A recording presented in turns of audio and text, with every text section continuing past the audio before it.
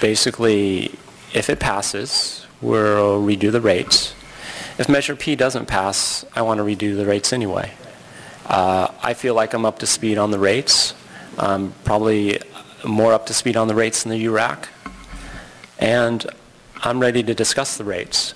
So the fact that, I discovered just recently that CBFR is not calculated in the way I thought it was, it takes away, again, I've described it as an elegant solution. It is an elegant solution.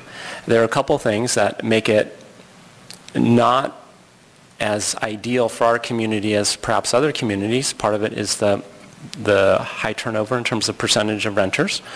There's also the fact that in terms of renters, we're also a university system, so that there is a fair number of vacant sort of units during the summer months.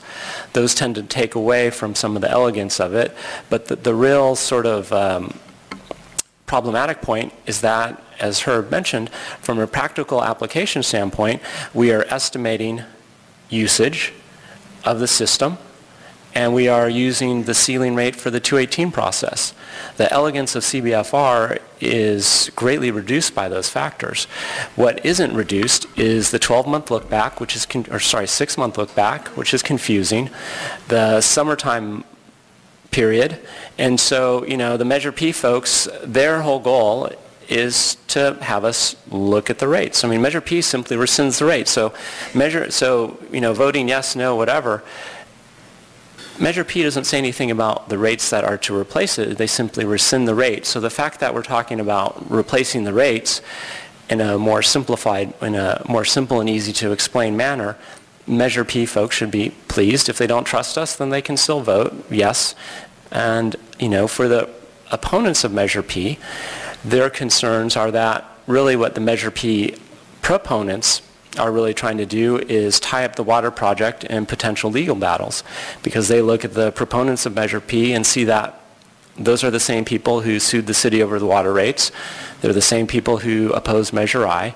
And so their concern is not so much that the rates are perfect, let's keep them as is.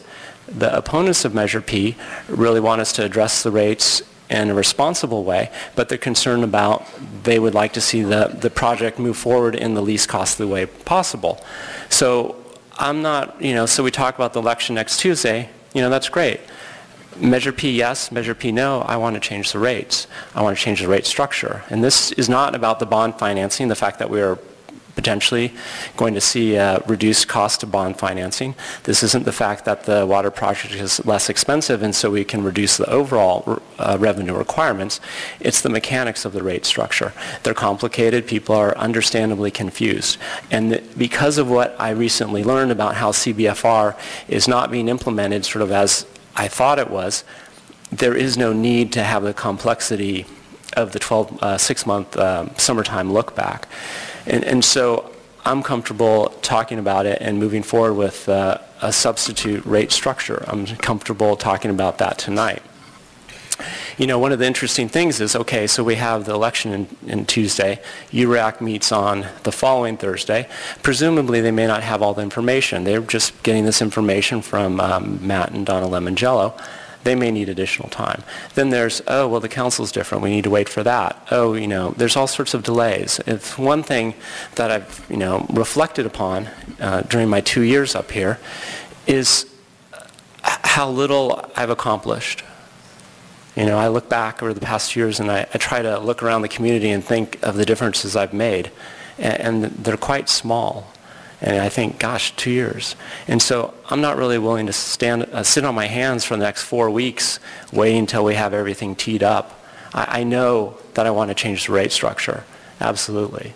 And so I believe my colleagues feel the same way. And so I think Measure P, the election coming up, I think if you take the proponents of Measure P at their word, what they're looking for is a fair, easy to understand rate structure. And if we're able to deliver that tonight, then they should be happy. I take the Measure P proponents at their word.